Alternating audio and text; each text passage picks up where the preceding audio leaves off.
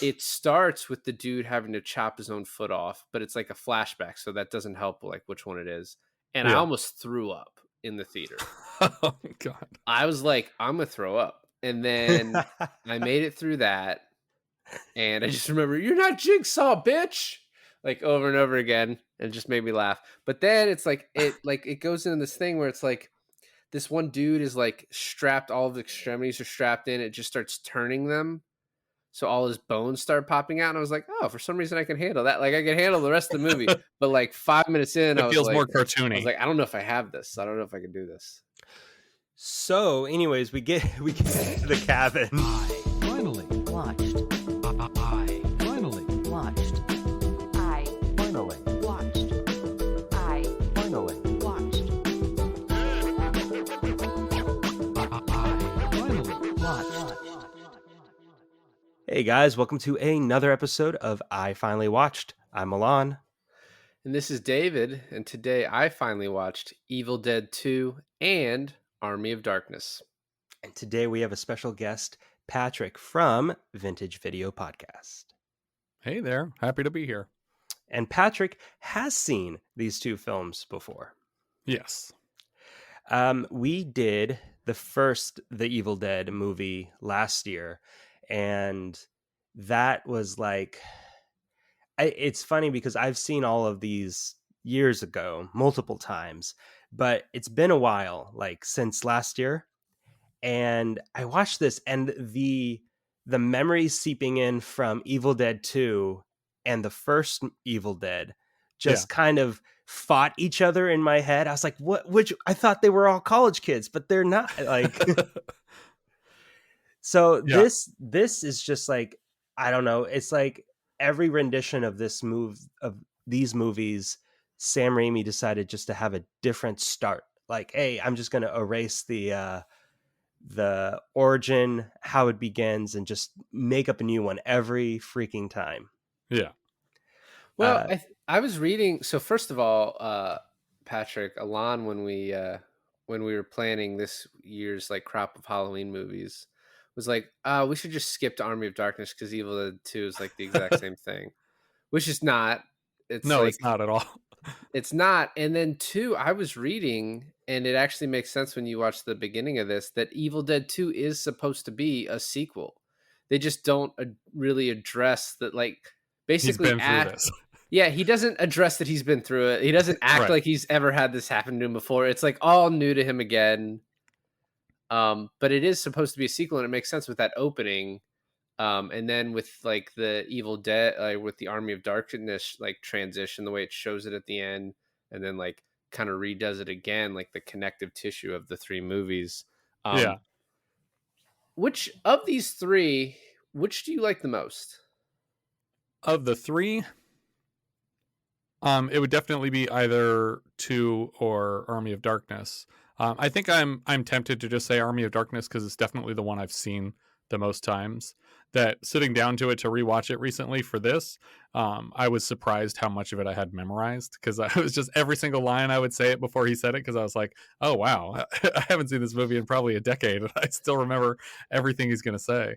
Well, I think the most iconic lines from the whole franchise Right. is mostly in Army of Darkness. And all that stuff got recycled into like Duke Nukem also. Like so much of like what he says comes specifically from this movie.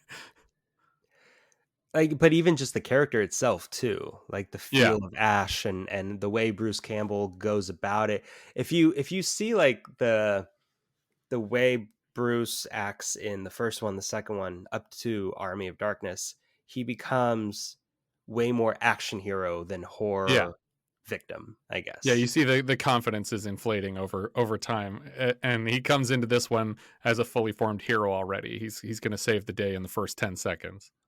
Which doesn't make any sense because he's just a store clerk. I mean, he has been through these deadite attacks multiple times at this point. Yeah, I guess that's true. He's got a resume. I also was noticing like through the first two movies, but mostly just talking about Evil Dead this time or Evil Dead 2 this time. I was like, you can't tell from Evil Dead 2 if he is a good actor. Like it's just kind of I think you can tell that he's fun, and when they do like the close-ups and stuff like that. Absolutely. But in Army of Darkness, even though that movie is still absurd, I was like, "Oh no, he's a good actor." Right, yeah, I don't know if he got better, but like he was probably. really good in Yeah, Army of Darkness. I think he got better. I don't think you could say Bruce Campbell's a good actor in the first Evil Dead at all. But I Um, do think I know he got lots of like physical training for Army of Darkness, so I think he put way more into this one. Also, it was a studio picture, and he's the lead character, so it's something where they're going to want him to be better. I'm sure they hired all kinds of experts to be like, I know you're the lead character of the previous two installments, but we need to make you into a movie star before we're going to put a Universal logo at the front of this. the premise though is just insane for Army of Darkness because where it goes in that Right. film compared to the entirety of the first and second Evil Dead, it's just you don't feel like, oh, okay, medieval time travel war movie. Right. That's where we're gonna go with it. And it It just almost feels like the title was definitely Medieval Dead first, and then they wrote to that title and then changed the title at the last second. But that's not the case. Although it is called Medieval Dead in the UK, I guess. But I that was just his idea for the Such a- next story. such a better title. Well, so I Yeah. read that he wanted to call it Medieval Dead, and the studio was like, absolutely not. That they didn't really want it to be connected to the They first didn't have two. the vision. Right. Yeah. That's always the studio always messes that up. That's like the movie Lawless was supposed to be like the wettest county in the whole world or something like that. And then Yeah. we did Pirate Radio, which like in the UK was The Boat That Rocked, which is like Yeah, I 1,000 remember times that. Yeah. better of a fucking title than Pirate Radio. I watching these two this time though, I liked Evil Dead 2 a lot more. And I think that's just because Army of Darkness, I think, is like it's something you need to watch as a kid probably or a little bit younger. Like Sure. to me I was like, "Oh, I've seen The Princess Bride and I've seen Robin Hood Men in Tights." Like this is kind of an Evil Dead Yeah. spin on those two things, I was right? thinking Sure, I sure. was thinking Monty Python a lot. Well, yeah, like absolutely all of that. Three Stooges, right? Like if the Three Stooges Yeah. were fighting Deadites in like medieval times, that's also what this would be. But like Evil Dead 2, I was like just laughing out loud, which I don't do that much. Like I'm a dead inside person when it comes to like something has to really make me laugh. And I was really laughing at a lot of Evil Dead 2. And part of that's probably because it was a little bit unexpected because I didn't realize like it Evil Dead 1 is actually like very scary, very well not scary now, but at the time very scary, very gory, like going for it. And then Evil Dead 2 was just a comedy that has like these scary They're like, elements. fuck it. Yeah. Evil Dead, I feel like crosses some lines that are uncomfortable in a way that the rest of the franchise does not at all. Like it's actually pretty family friendly, even though there's like lots of blood. It's so much blood that it becomes a joke again, and it becomes like not scary anymore. But also, so I was also reading that like so the MPAA like kept giving like one of the Right. reasons these movies are so short is because they were trying to get it to an R and they just couldn't for Evil Dead 2. So it was Yeah. X, but then they just let it go unrated. And then Army of Darkness, he was trying to get it to a PG-13 and the MPAA like would not budge. They're like, no, this is an R, which is Yeah. crazy today because that is like barely a PG-13 almost, it feels like. Like it's Yeah, so- there's definitely scarier stuff in every Marvel movie, which are all PG-13. yeah, people like millions of people die. Yeah. You know, speaking of Marvel movies, Sam Raimi did the second Doctor Strange, and what I love Right. about his style that I think he decided to go all in with this much more than he did with Spider-Man. But when you look at Multiverse of Madness and then you look at the Evil Dead movies, you see a lot of the zoom in, like the camera tropes and his like use of horror movie elements in Doctor Strange. Yeah. That it like it's the exact same shot from one of these Evil Dead films, but it's like finessed, like made real clean. Right. Yeah, And he just I gets more love and more it. professional as he goes. Yeah. Yeah, but he like his camera work gets more professional, but his eye just like stays the same. Have you seen The Quick and the Dead? No. I feel like that has some of his best camera work in anything. It's just a Western, and it's about like a tournament style shootout in this small town, and it's just insane. But it's also Sam Raimi directing, and it just has really incredible camera work. Just imagine him going full Sam Raimi on a Western. It's really wonderful. And the cast is incredible. It's like Leonardo DiCaprio and Gene Hackman. Oh, I've Russell was it seen Russell Crowe in that one too? Yeah, lots I've of seen people. a Really good. clip of this where they're all on skateboards, right? To get the zoom in shots. Oh, I don't know about that. I don't know if I've seen that. So I think that's the movie where they put all the actors on skateboards and they attach ropes to them so that as they dolly the camera, they pull the actor, so you get this double dolly zoom. That's great. The behind the scene footage is insane because you have all this like Western background, but then you have like all these actors on skateboards. Yeah. So I never knew Sam Raimi directed that. I bought that one recently to watch, and I didn't know that was one of his. Oh yeah, it's great. It might be my favorite of his movies, honestly. Alon, did you notice, since you're talking about shots now, did you notice? And I always think of this as like the Spike Lee shot where you had in Army of Darkness as he's telling everyone what to do in the castle. He's sort of just being dollied along, like Oh so you can tell yeah, he's not actually walking, but he's moving forward. yes, Um, I did notice Obviously, that. slightly different than the way Spike Lee does it, but um, One of one of the best, I think, kind of, and this is kind of me just starting to talk about the beginning of Evil Dead 2, but one of the best shots in this film, to like a comedy perspective, is when he's being thrown back like a bajillion yards, and then you find out he's only like maybe 20 feet away from the cabin.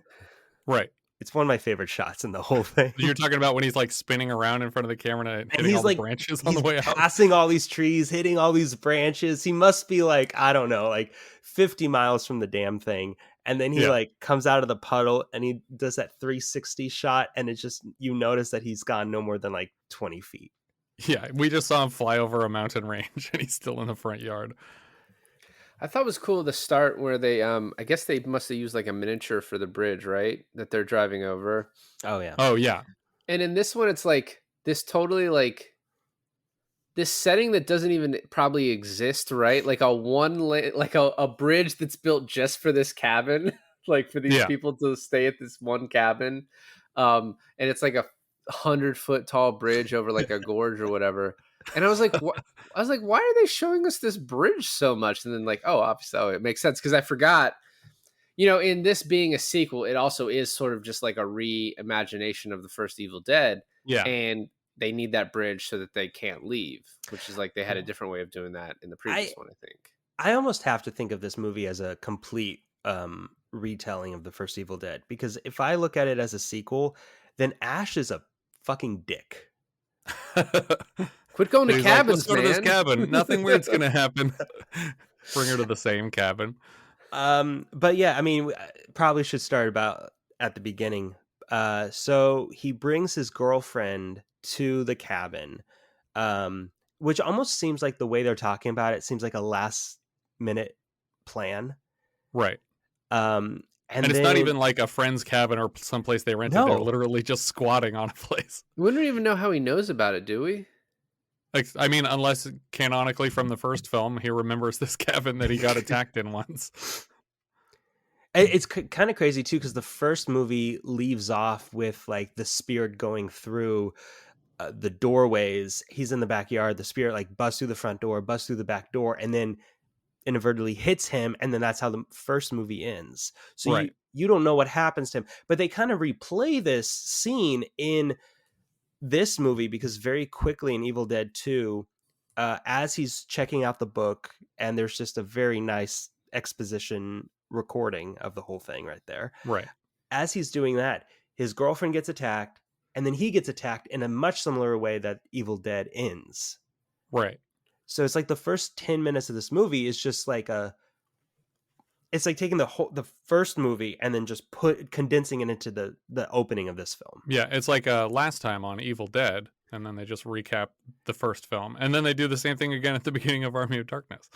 And I like how it's slightly different for both too. Like Right? it's Yeah, like, they reshot some of it because like they wanted it to look like nice. they didn't have. I think it actually was a rights issue. And then the other funny thing, skipping ahead an entire movie, but they recast Linda Yes. as Bridget Fonda for Yeah.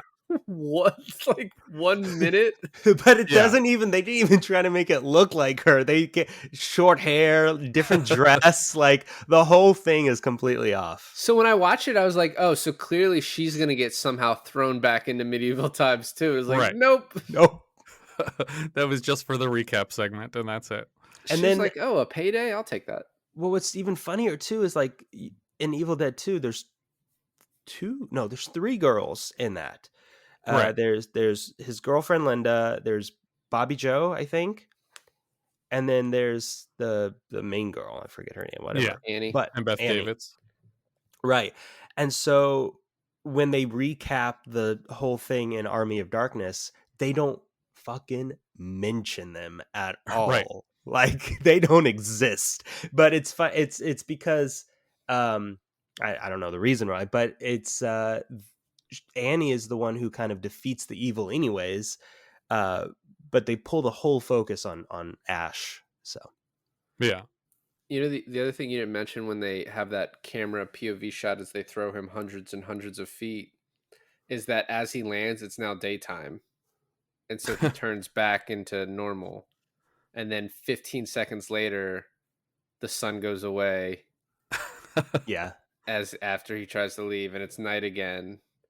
And I was like, oh, is he gonna turn again? But no, he doesn't turn. Like the mechanics of how the Evil Dead shows up in people is like it's not Right. fluid. It's not like it doesn't happen the same way every time. And then we get to meet all these new characters trying to come over, and I'm very interested in like what Bobby Joe sees in Jake. It's his southern country charm. It's a lack of options, is what it seems like. Yeah, it definitely feels like a mismatch though when they first show up. Just like, wait, what happened? Is he just giving this person a ride? What's going on? They work It- together. Is this a coworker at the store? It felt like that, right? Because she just ends up behind them, like chewing her bubble gum, and she's like, "Yeah, it's gonna cost you." It's like, well, who made you the dealer in this? Like, Yeah. She negotiates all the prices. That's her part. she blows out the bridge. It's not even a storm. It's just her. I With love that the TNT. broken bridge looks like a hand, like Yeah. gripping the end so that he can't get off of it. Yeah. One of my favorite scenes in both movies is the headless dance scene that then she gets her head just out of nowhere. And it's kind of like if you saw the first movie and like went into this a little blind, which I think happened more back in the like 80s, 90s of like, oh, Yeah. I'll just go see the Evil Dead 2 movie. I don't even know what it's about. It's going to be great. That like is the scene where you're like, oh, okay, so this is a different movie. This is a different Right, experience yeah. than what I saw the first time.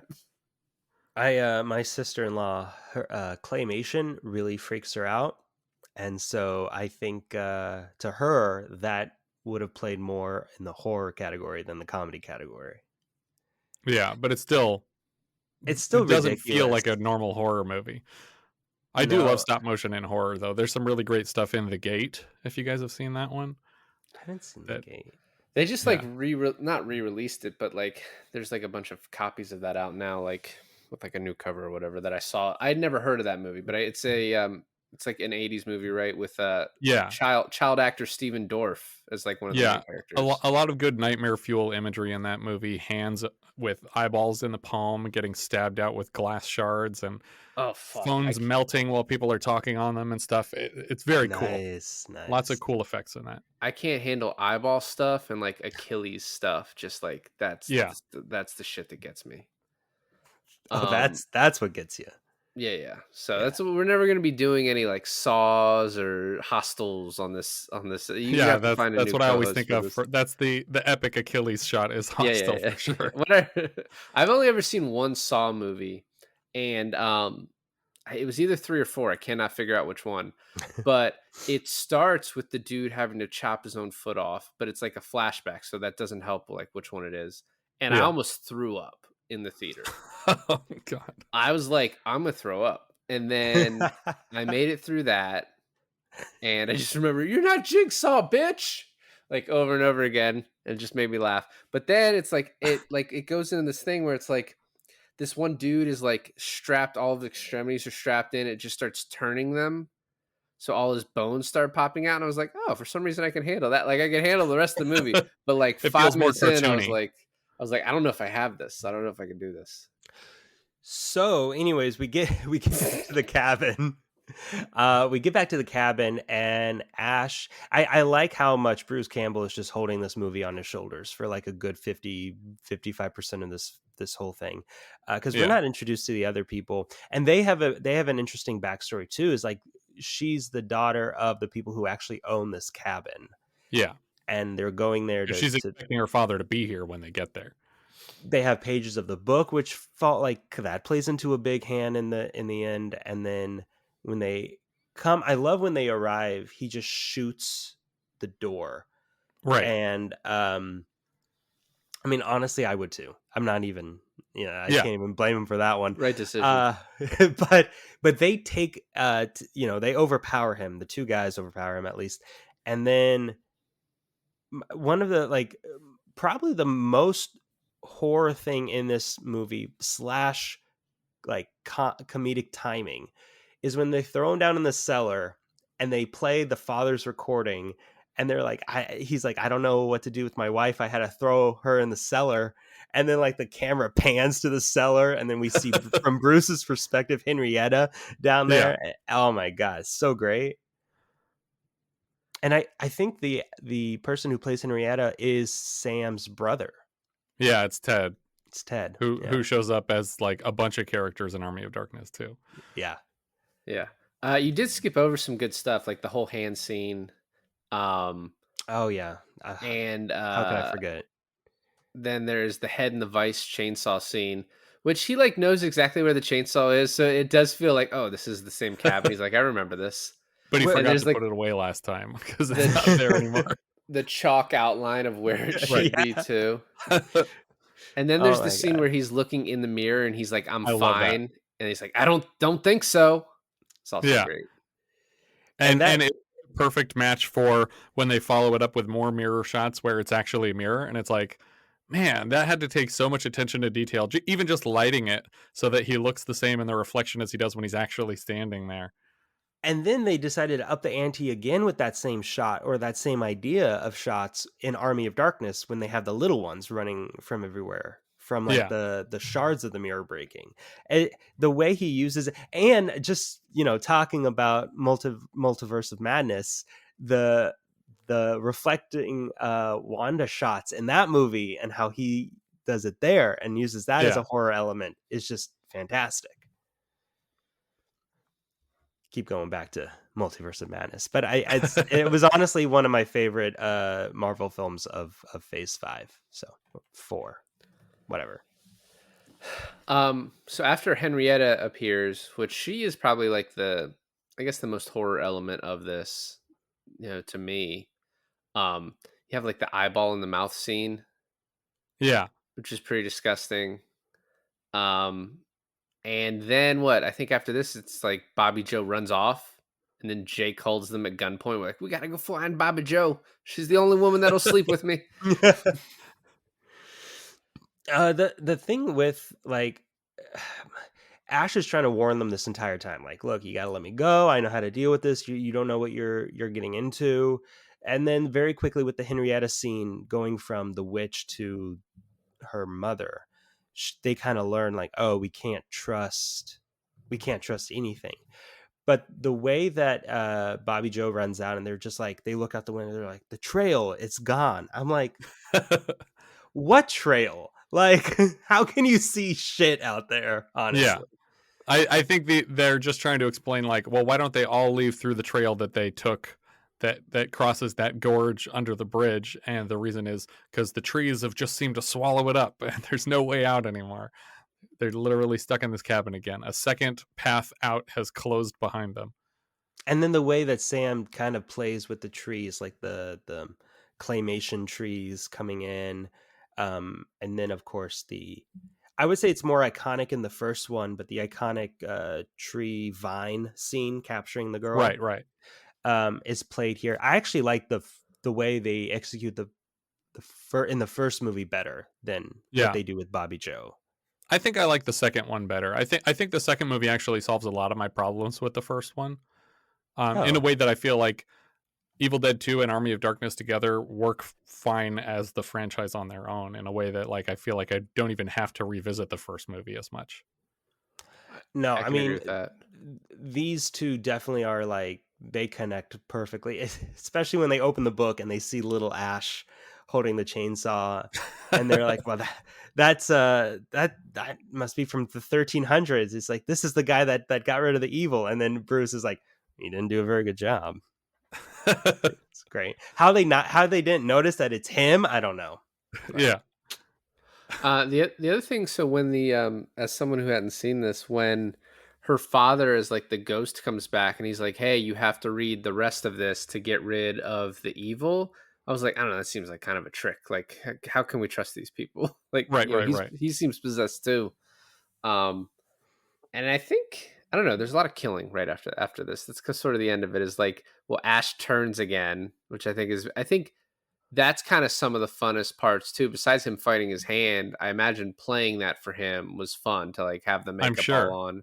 Oh, when he turns, I can't even remember if it's this movie. I think it's this movie where he turns and then he slowly starts turning back. I thought the way they did the makeup on that was really cool. oh yeah, Yeah. Yeah, when he's yeah. looking in the mirror, I was like, that was for like the small budget this movie had. I thought that was really great. Was that Greg Nicotero? Did he do the effects for this? I mean, you got to be the expert on this. I assume so. I, I'm gonna I'm gonna trust you. check. When the first time I saw this on film was a screening at the New Beverly. That it was a double feature of Evil Dead 2 and Raising Arizona because they came out on the same day, and the Coens and Raimi are good friends, obviously. And Greg That's some Nicotero was there for the screening, and he brought a screen used Necronomicon. I don't remember which film it was from. Trying the to fact see. that Evil Dead and Raising Arizona, that's Yeah, I was. strong Barbenheimer vibes right there. Yeah, but and those guys, I mean, the Raimis or Raimi wrote. What did he write for them? Hudsucker Proxy, and then they wrote the the what was the comedy crime movie that he did between Evil Oh, Dead and Army of Darkness. Blanking on the Oh name yeah, I of was it just now. reading about this because it didn't do that well. Right. Yeah. Which Um, is why he was like, okay, fine, I'll make more Evil Dead movies. yeah, it was also like we just did Miller's Crossing where he appears as like a crooked cop that like just kills a guy Right. and then he gets fucking gunned down. Um, what is the name of that movie? Crime Wave. That was it. I didn't look that up at Yeah. all.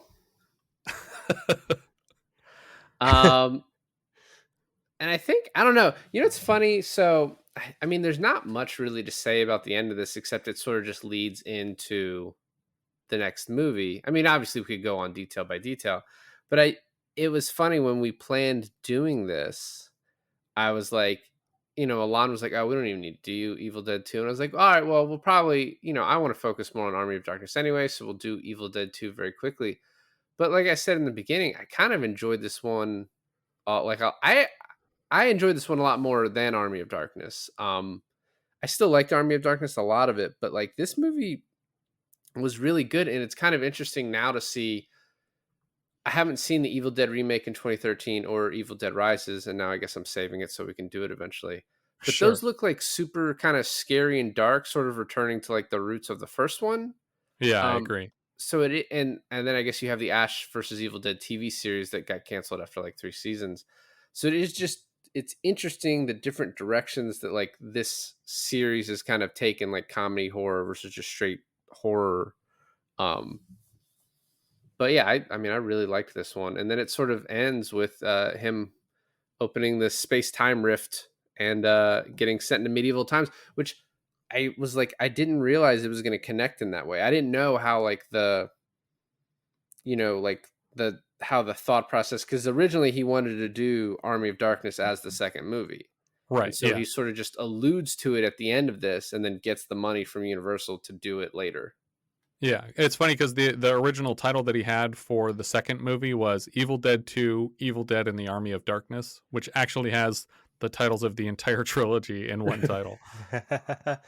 And a couple last things I want to say about this. So I love the line where she's, the ghostly character at the end is like, "I'll swallow your soul," and he says, "Swallow this," as he shoots her in the face. And then also one of the big, huge, like, it's not animatronic, but like designed things that like bust through the wall at one point was too big for them to carry back, so they just left it in North Carolina where they filmed this, Oh and yeah. they had no idea where it went, and then they found it in a haunted house. Someone had just taken and appropriated it for their haunted house. That's amazing. That's Yeah. so good. But then yeah, he gets sucked in the portal, and then the end of this movie is like, oh, now we're in medieval times, and then it ends. But then he does the whole like, "This is my boomstick" line, which is great and it's iconic. But then when Army of Darkness starts, it just decides to say like, "Fuck how we got here again." This is just kind of the new way we're doing it. And it does not start the way like he shoots the deadite out of the air and everything like that. He starts out being like hated by everyone, like a total slave and everything, instead of like the hero that kind of Evil Dead 2 ends on, you know? Yeah, the gun is saved as like a reveal later in the story. Right, right. Which is better. Yeah. I like how it's is it King Arthur? It's not King Arthur, but it's Arthur, right? Yeah. But I don't even think I kept getting confused because he kind of looked different. He did different stuff with his hair. But Arthur's like, "Wise man, come over here. Tell me what I should do." And he's like, "I think this is the guy that's prophesized." And Arthur's like, "Nah, we're gonna throw this guy in the pit." And then when Ash is talking about his backstory, he's like, "Yeah, I just work at S-Mart," and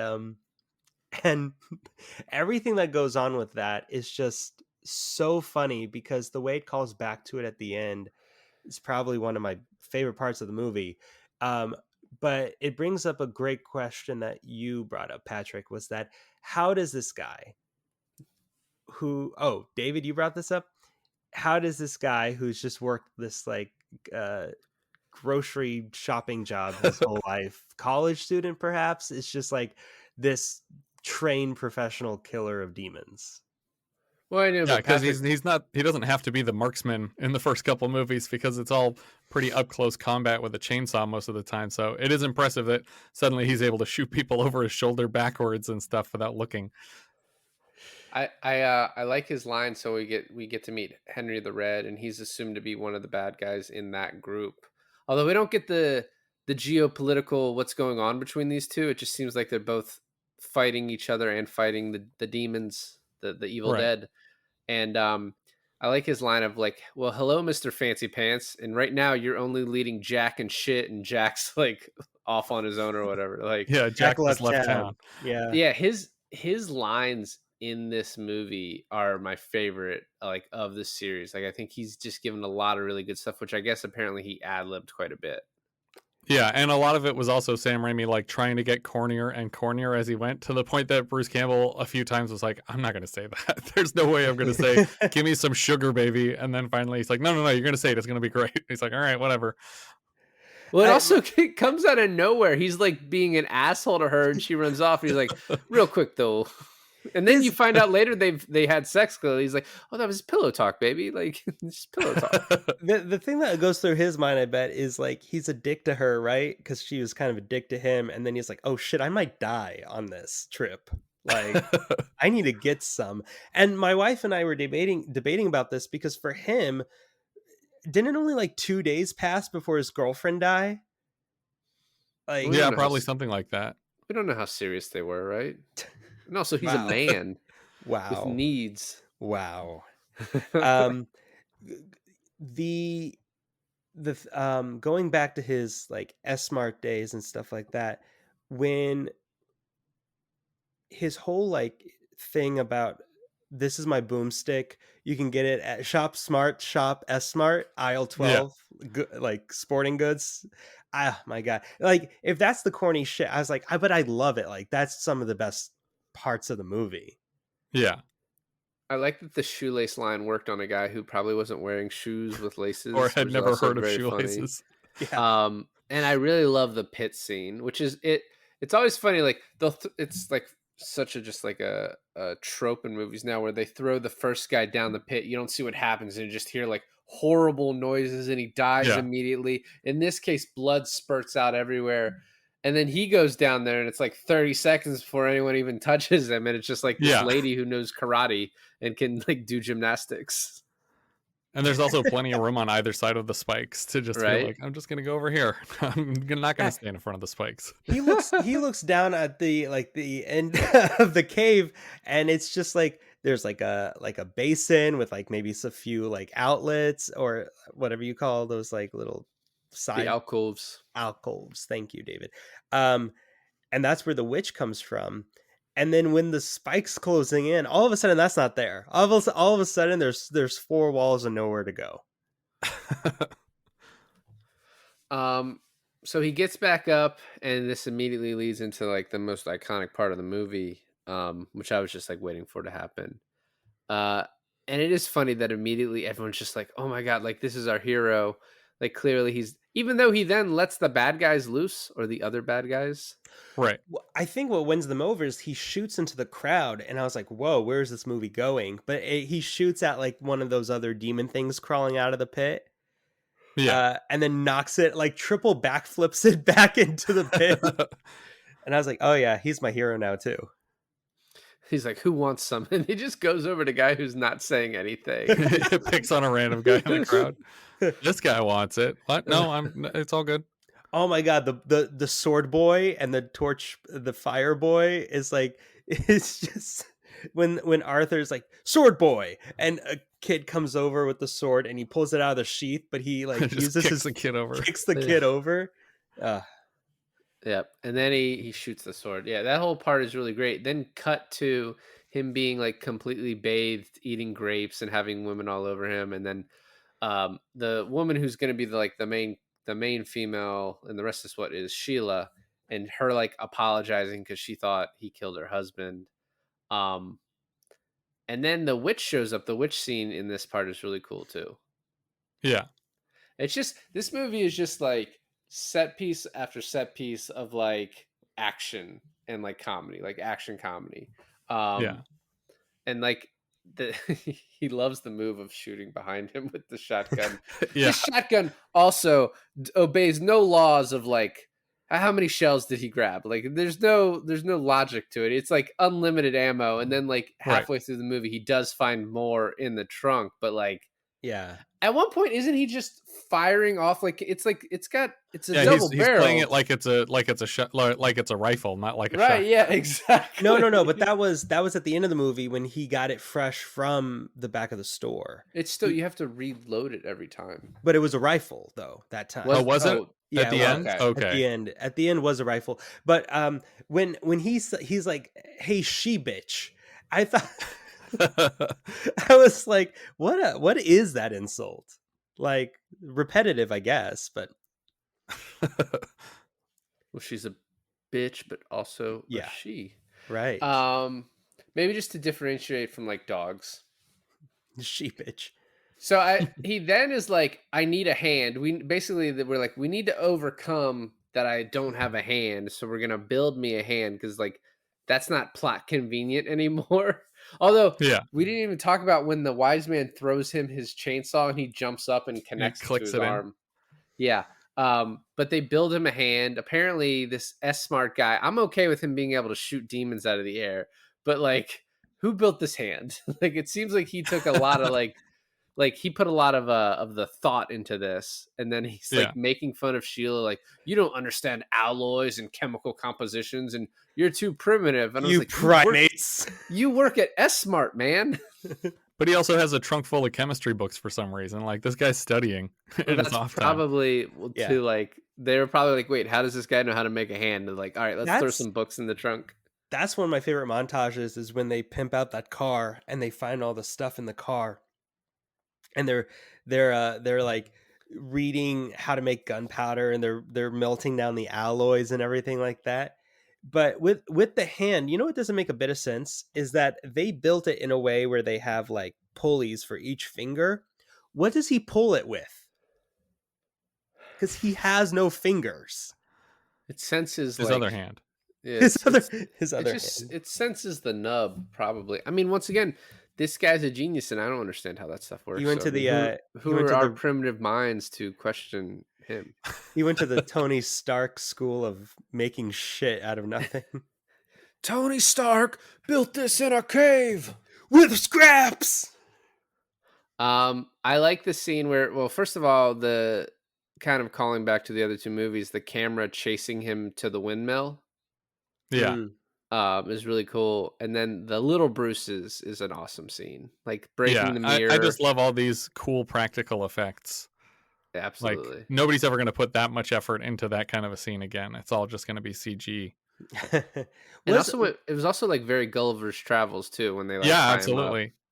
Was it all Bruce Campbell playing himself, or did they get a couple of stand-in lookalikes? There's a couple like two shots where there's a guy dressed as Bruce Campbell facing him away from camera, but anytime you can see their faces, it's obviously multiple Bruce Campbells. They So, hired a lot of just- 5-inch guys that like really resembled Bruce. Was the No, but I mean, like when you have like obviously it's green screen, you dope. But what I'm saying is casting really deserves an applaud. that they got the same people from Willy Wonka and the Chocolate Factory. No, but the when they're all there, like 5 or 6 of the little ones, I thought maybe there was a couple of like stand-in actors. I'm sure there's lookalike stand-ins and actors. lookalikes when they're actually physically interacting with each other. But Exactly. anytime they're separate, it's just very cleverly hidden split screen seams. We It's didn't also talk. just highly impressive. Like Yeah. like it looks so legit. That's really good. We I love how because they're tiny, they have like a higher pitched voice than Right. than Bruce. But we didn't really talk about this back in Evil Dead 2. But how the hand somehow is making critter noises. Yeah. Like the entire And time. sometimes Like, it makes like words that you can actually hear. Like I think it calls him a son of a bitch at one point or something like that. exactly. But yeah, so I mean, it's kind of reinstating like, oh, this is originates as a cabin in the woods sort of movie with him being in the windmill. As soon as he gets out of the windmill, the guy is swallowed by him, and he drinks boiling water. Which doesn't hurt him at all. Right. But it hurts all the people in his stomach. His face gets put on a very hot piece of metal, and he pulls it off with Spatula. Spatula. yeah, spatulas it off, and then nothing on his face. Face looks fine. But so you have a thing with eyes, David, and I feel like this is when the movie kind of got where it needed to get to, where like his shoulder became a giant eyeball, and then it was growing a second head. I'm talking about eyeballs getting stabbed in a realistic way, like Okay. yeah, like the movie Green Inferno. Also, not a thing I can handle. Another Eli Roth title. Yeah, he's like, I don't know. He's also just not a good actor, and I don't know why Tarantino puts him in things. But that's like another question. That's But a yeah, hot take. I can't handle. It's not a hot take. It's a very lukewarm take. I know Really. in Inglorious Bastards, the reason that Eli Roth is in it is because Adam Sandler wasn't available. Could you for the part. fucking imagine how awesome that would have been? I think it would have been great, honestly. Dude, him calling himself the Bear Cheer, just great. Yeah. So, back to this, one of my favorite parts. I don't even know if this was intentionally supposed to be this, but he goes up to the Necronomicons. There's 3 of them, and he's trying to figure it out. And he's like, "Oh yeah, I have to say thing, and then say this thing." And he's like, "What's the last word?" He's like, "Definitely an N word. Definitely an N word." And I was like, "Don't say it. Like, just don't do it." I love how when he has the 3 books presented to him in front of him, he's like, "No one said anything about 3 books." Yeah. And he goes for the first one, and it like swallows him into hell or whatever. And then he looks at the second one, and then he looks at the third one, and he sees the third one like on a pedestal, presented really properly. And you could see his thought process being like, too obvious, and then that's a goes for the wrong one anyways. So he grabs the book. He's then under attack by like skeletons. Then like all the other people are under attack, and he comes back. And I like there's like at one point I forget, I don't even remember who he's talking about, but it's just like he's just like randomly talking to some person. He's like, "Get the fuck out of my way!" Like, and pushes someone out of the way as he's going. He's like, "All right, I want to get out of here," and they're like, "Well, did you say the word?" And he's like, I kind of I approximated it. Yeah. Like I might not I have said get every little syllable, but I it. said your words. It's fine.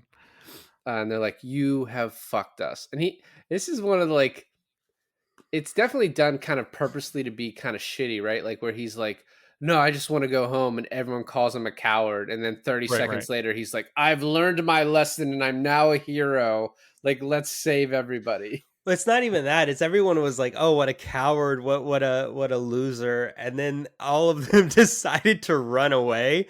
And then he's the one who's like, "What are you going to run? We should stay and fight." We totally forgot to talk about the fight between Bruce versus good Bruce versus evil Bruce. Um, Right. because evil Bruce comes back to lead the army of darkness, and that's a huge plot point. But I love how Bruce Campbell is just acting the hell out of this, being like, he's like, "I'm bad Ash, and you're goody two shoes Ash." Like that whole thing is just Yeah. great. He The starts line dancing around and singing songs. the line back to him though is like, "I'm just the Ash with the gun" as he shoots him. Yeah. It's Yeah. like my favorite. And then he chops him up, buries him. I didn't realize that Bad Ash turned into the dude that was leading the Army of the Dead. That like Yeah, went yeah, over yeah. my head. Because I he did comes think back I was up like, and then it's reassembled. I did think like that's probably Bruce playing that guy though. So at least I was, Yeah, yeah, yeah. and then we basically get like a Lord of the Rings castle ending, where Right. they're Yeah. trying to break in. And I thought this was like really well done. Just Yeah. overall, like, There's some great effects here. yeah, The best effect that I saw is how, like, usually if you have like an army of the dead, you would have the like the actual people in the skeleton costumes in the forefront, and then like the skeleton dummies in the background. But Raimi does something really different where he switches that, because they all have to be like believably skeletal. Like you could Yeah. see through their jaws and you can see through their eyes. So he puts all of those in the close-up shot, like almost like puppetry. Right. And then you have like the people in the bad skeleton costumes and makeup in the background filling in the space. I thought that was Yeah. really, really cool. Yeah, and some of my favorite effects are in this sequence, like when they're launching the explosives and they do like a slow motion fade to white as like a bomb goes off and it's throwing skeletons away from the explosion, or the shot where he's driving the car with like the helicopter propellers on the hood and it's just chopping up bones as it goes through, and then a couple of the dudes run in front of it and they get thrown off screen. Yeah, and it's just like a system of like pulleys and Right. like bungee cords, snapping back with them, Yeah. playing with your like how far away they actually are from the thing. Even if it's like just fake bones being chopped up, there's like a ADR giving them like a little oh no, Yeah, yeah, yeah. yeah. I love when he gets in the car, and I don't know, like it. I think it's kind of unexpected too. Like you see them doing stuff with the car, but I thought they were just using the parts for like different devices. So when he comes out in the car, like just killing everything in sight, I thought was really cool. Until he sees Sheila, and he's like, "Oh, that's that lady I banged. I gotta get back to her." Um, she did things that people in the future will not do anymore. Yeah. It seems weird, actually, considering what he has at the end of the story, that he would go back to the present and like work minimum wage at a market for the rest of his life, when it's like you could have just been here having ladies feed you grapes in the medieval times for the rest of this. But I mean, S Smart probably has some great health benefits, and we're not looking into that. Maybe I didn't consider I that. doubt it. I doubt they have good health benefits. And he also just has another woman throw herself at him right away too. Like Right. he just gets ladies. I think that was Sam Raimi's brother. Again. Yeah. Well, No, there's a woman. Yeah, no, I know. But also, like, is Sheila a weird name in medieval times to anyone else but me here? Like, it just does not feel like it's an Yeah. old It enough does name. seem weirdly placed. One of my wife's favorite facts to tell people is so the name Tiffany is actually like a medieval Renaissance name, but you can't use it in movies like this because people will be like, "What the fuck are you using?" Like Right, right, a right. basic bitch name from the 90s for this movie. So I don't know about Sheila. I did have a question about when you're fighting an army and you're in a castle, why is your drawbridge down? Yeah. Like they break through the gate. Why is the bridge not up? You have a moat. No. They did. You must have missed it. So they put the drawbridge up, but the Army of Darkness had like a little plank that they put over the moat themselves. That looked like the drawbridge. Am I the only one who noticed that detail? I wasn't paying close enough attention on this rewatch. I think you made it up. Okay. I think you fucking made it up. Well, that's for our listeners out there. You can tell if I lied or not. So yeah, so we get to the. I think this kind of lasts a little long, where he faces off against. I guess it's just Evil Ash at this point, but he's fighting between Sheila, him, the skeleton army, trying to get the book, and then up the wall, down the wall. I think it just lasts a little bit too long. Yeah. Just the pacing. I like there's this one line. Okay, so he's at the bottom of the wall and he cuts the rope. There's like a whole bunch of rocks and they fall onto a skeleton and he pushes him up. But that skeleton, as it's trying to crawl onto him, says something about getting his gizzard. But then later on, Evil Ash says something about getting his gizzard. I was like, what is the obsession with gizzards for these guys? Well, they're the same guy though. They're gonna not. have the same words, Are they? aren't they? I didn't think so. I don't know why we're focused know. on it. I mean, in an hour. So to answer your question that you then didn't let us answer, I feel like in an hour and 20-minute movie, maybe it kind of feels like it lasts a large part of the movie. But I mean, it's only like 10, 15 minutes, really. Once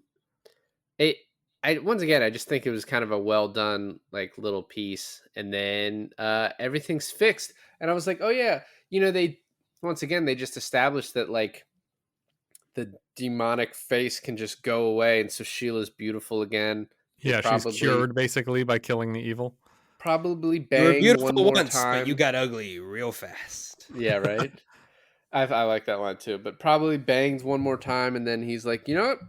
Back to S Smart. Like I'm scheduled to work tomorrow, so I really need to go. I mean, finding a lady in the 1300s is probably like, yeah, this is a good life. I'm like, they want to make me king, but also it's like I have to shit in a hole. There's no TV. Like I'd probably go forward in retrospect. Hail to the king, I would stay baby. there probably. Hail to the No king. TV sounds great. I guess, yeah. But how would you finish though? Like the 80s? I wouldn't. I would take a break. Take a break. When he gets back to S Smart, like I mentioned before, it's one of my favorite parts of the movie. It's just because you have which Raimi brother is talking to him? Because it's Ted. It's Ted. So Always Ted. Ted's like, did you say the words correctly this time? And he's like, look, It's the same excuse. Yeah, the same thing. I might not have said every syllable exactly the same. Which of course lets the Deadites into and I think that's the whole premise for the show, Ash versus Evil Dead. Oh, okay. I haven't seen any of the show. So I think the show's premise is that he said the words wrong, as he does in this, and that lets a portal of Deadites into the real world, hence the show. But obviously it lets at least one in with that old woman. Couldn't tell if they were trying to make it like the same Deadite from before, or if this is just like what Deadites look like, is just gymnastically inclined older women. I don't. Yeah, and you've seen, I assume, the director's cut alternate ending of this. I have, but I forgot how it goes. So instead of being told to recite the words exactly as they are written in the book to travel back to his own time, he is given a potion, and he tells him to drink like one drop of the potion will send him 100 years into the future. Like he'll sleep for 100 years. Oh, so he yes. says to drink, like specifically you need to drink 6 drops of this to get back to the 1900s. And so he's like, I can't remember the exact numbers because it's been a while since I saw it, but and then he accidentally like loses count in the middle of it because part of the room like collapses, and then he goes back and says the same number twice, so he accidentally takes an extra drop, and he wakes up to like post-apocalyptic like Yeah. the universe is destroyed, and he's just like, I slept too long, and he's the last person on Earth, which would have I led to an awesome like post-apocalyptic sequel, but they didn't go that way. No, it kind of ended from there. I mean, there was the show, and then there was the remakes, which I haven't seen the newest Evil Dead Rises, but the Evil Dead remake, I think it was 2013. 13 or something. Yeah. I'm a big fan because it kept the same tropes as like as this one, but actually made them scary, which I was like, all right, I really like it. Yeah, and I know there was like a sort of rumored merger of the franchises where they talked about the survivors of the remake were going to encounter Ash and have an adventure Mm. together, having both gone through the same thing separately. I think what happened is the series started like losing interest there. Like, oh, we're not going to Yeah, do that. I did yeah, the read show that got canceled. that for this movie there are like 4 different versions of the movie. Like not so different, right? But like, there's the 2 endings, but then there's like just a couple other versions like based on where they were released or whatever. Yeah, And I know there's been so many different DVD and Blu-ray releases of yeah. specifically Army of Darkness. It's like one of the most re-released movies. When I was gonna watch this, it said it was on Prime, and then I go to Prime, and it's like this is not available. So I had to like pull out I bought the Blu-ray like a little while ago for like super cheap, and I have like the Screwhead edition. I don't know what that means. It just means it's an hour and 20 minutes. So whatever that Yeah. meant. The one I Um, have is called the bootleg edition, and it looks like a crumpled paper bag as like the cover, and the title is just like handwritten on the paper bag. oh, that's cool. But That's cool. that's actually how they released it for the alternate ending with sleeping too long. Well, there's like other like CDs and movies that have been released that look like it's just written on, like so it looks like a fake thing. Yeah. Like an old CD, and people like when they get it, like, what the fuck is this? Like, is this real? Like, did Walmart sell me something fake? Yeah. I think we can wrap this up. I being the one who hadn't seen these before, I had obviously seen like a lot of the iconic parts of Army of Darkness, but Evil Dead 2 like definitely kind of snuck up on me as like, well, especially when Alon was telling me like, oh, it's just like kind of the same thing, and Yeah. but I really enjoyed it. And I thought Army of Darkness was pretty good too. Like it was definitely an enjoyable ride for people who hadn't seen it before. Yeah. For me, this holds a lot of nostalgia, especially from college, because I think it's just like it's such a cult classic that you're willing to overlook some of the quote unquote bad about it. And I guess the bad just comes off as maybe cheesy, like too cheesy at times. But I feel like it's just like for what it is, it's kind of like one of those you can just sit and watch and just enjoy, not really have to think much about it. So for me, I think it's a really good movie to do just that. Yeah, I think it's weird that Evil Dead 2 is the one that I've seen the fewest times because it is really close to being my favorite of the trilogy. I think Army of Darkness barely edges it out just because of the fun factor, and it gets a little bit cornier, and sometimes I really love that. I also love like high concept horror stuff where you're just like, what if a guy was fighting these zombie creatures in medieval times, but he's from the present? And it's just like Yeah. just weird enough to really get me excited for it. But it's rare that someone can take the evil shit happens in a cabin and make it different and unique and entertaining compared to the 600 other movies like that. And I think that Raimi really pulls it off, and it really stood out. I know it made a huge impression on Stephen King to the point that Stephen King was like trying to get Sam Raimi to direct adaptations of his work. Like he wanted him to do the Thinner miniseries, and he kept trying to get him for other things. And it was him who talked Dino De Laurentiis into producing the second and third installments because he was just like, this guy's going to go places. We need to make sure he keeps working. So This watching Army of Darkness this time, it did feel a little bit like the precursor to Prey. The sure, idea yeah, of like putting this in a different time and like how that would affect things, and like Alon, don't mention feudal Japan, but it does feel like that is just like an area that is ripe for like future movies to just like Yeah. continue with, because it's just like it's endless possibilities. But like, It's what if reminding we- me now that they did the same thing in the Ninja Turtles franchise. Dude, because the fucking third one goes back 3 to is feudal Japan. so elite. Like 1 is clearly the best, but 3 is like the most fun. Yeah. yeah, I mean, next year I think we have to do the 2013 Evil Dead remake, and we'd love you to be back on it, Patrick. If Oh, you sure. would. Yeah. It's not vintage, it's not old, but I think I think it'll be fun kind of picking out the things that we notice Sure. Yeah. that they reuse essentially. But yeah, Well, that'll be an I finally watched for me because I have not seen that one. So about Same here. time, about time. Well, thanks for listening to another episode of I Finally Watched. This is David. And this is Alon. and this is Patrick. And I, David, finally watched Evil Dead 2 and Army of Darkness.